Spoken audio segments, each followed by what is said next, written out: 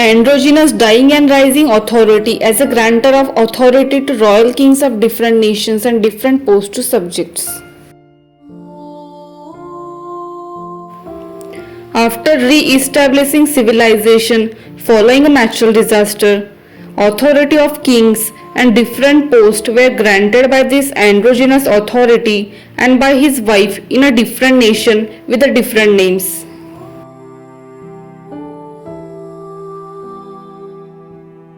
As mentioned in 1300 BC, priests of the pyramid received their position through the androgynous authority Thoth, and the emerald tablet of Thoth was considered certified proof of this. Many such pyramid priests were sent across the world and they took the emerald tablet of Thoth with them. This allowed them to gain all the relevant authorities of that pyramid position in other civilizations as well. So is this the same one androgynous dying and rising authority who took different names in different civilizations? Because when people of other civilizations recognized that Thoth was the same equivalent authority and had a different name in our civilization, hence they will acknowledge the authority of the emerald tablet brought by these priests. This will grant them the permission and authority and powers related to the pyramid position in other nations. This remains a mystery to us even today.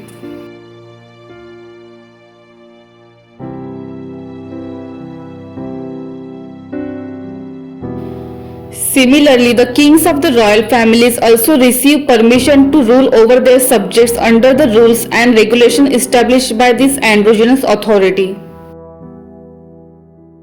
Hence found many similarities in Russian civilization royal family and British and other European civilization royal family customs.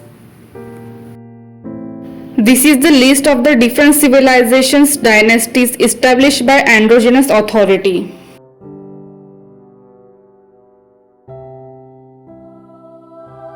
According to the author of the ancient religion of the Sun book, the androgynous wisdom bringer authority recorded as establishing a solar theocracy as a form of government led by someone who was both king and priest, who met the required spiritual level to rule, and who was representative of the sun, seen as the highest manifestation of divinity. The first of these rulers were chosen by the androgynous wisdom bringer themselves as those whom they consider best suited for the task.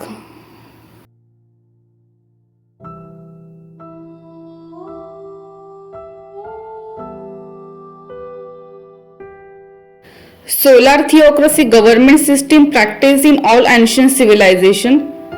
There is evidence for solar theocracies existing in India, Sumerian, Assyria, in ancient Egypt, on the Canary Island in Central and South America among the Aztec, Maya, Inca and their earlier predecessors, and on Easter Island.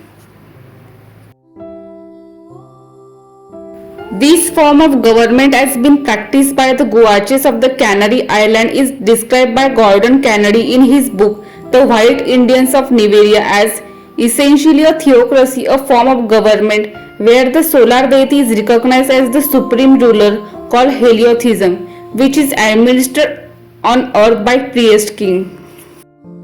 In Egyptian text of the Colobrian, this rulership, at least at some stages, as no dates are given, demanded extreme spiritual discipline, and having passed the most difficult of spiritual tests, the ancient religion of the Sun book, Lara Atwood, page number 172. Over the thousands of years that follow, those in places where those solar theocracies had been established, their royal kings will be eager to trace their lineage back to those original androgynous authority who established their civilization and dynasty after flood, in order to prove their divine authority to rule. Some of the royal families of Europe trace their lineage back to androgynous Odin, whereas Inca trace it to androgynous Viracocha. The Egyptian royal family from androgynous Osiris, dying and rising authority.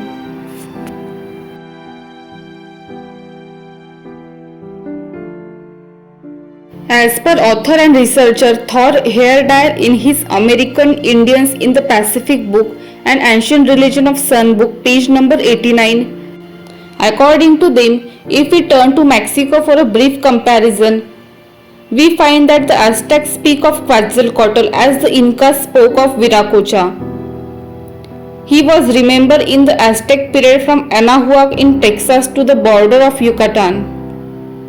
Originally, Quetzalcoatl as well as Viracocha seems to have been the hereditary name of hierarchical sequence, worshipping and claiming descent from a supreme deity of the same name. Only with time have all the Quetzalcoatl, like all Viracocha, been amalgamated into one single deity and creator as well as human culture hero and mortal benefactor.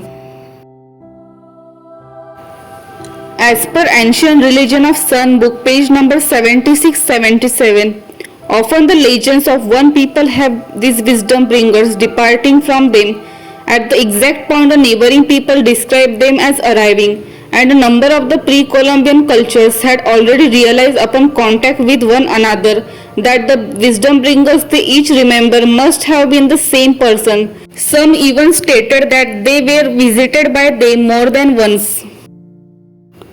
The Inca called the wisdom bringer that visited them Androgynous Viracocha, who was also known in pre-Inca Peru by different people as Con and Tiki, later amalgamated to Con Tiki Viracocha, when the Inca realized they were all names of the single authority. The Maya called the wisdom bringer who visited them as Kukulkan.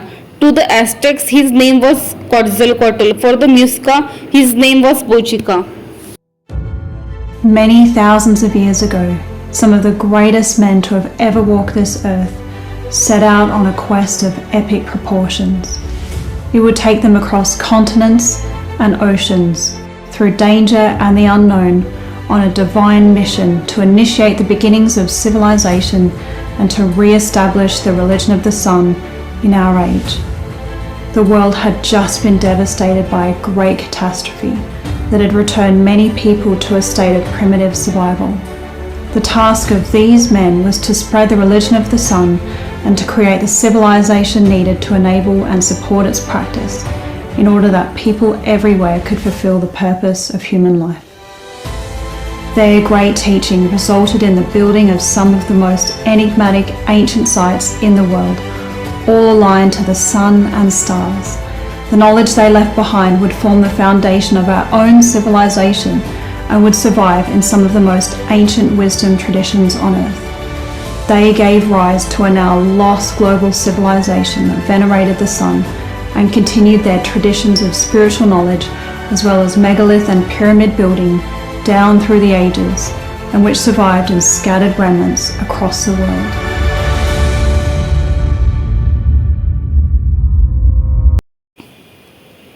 Androgynous Osiris, dying and rising authority, and his eternal twin soulmate wife Isis, mother goddess of every birth, legitimate to whoever sits on the throne of Egypt.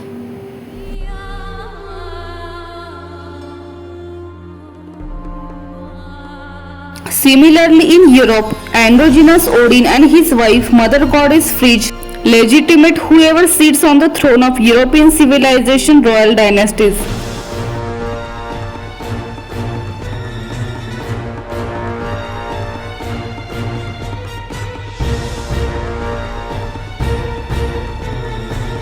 And Bendi's mother goddess, after marrying Zeus, received powers from the supreme god to grant legitimate authority to kings of the royal dynasty.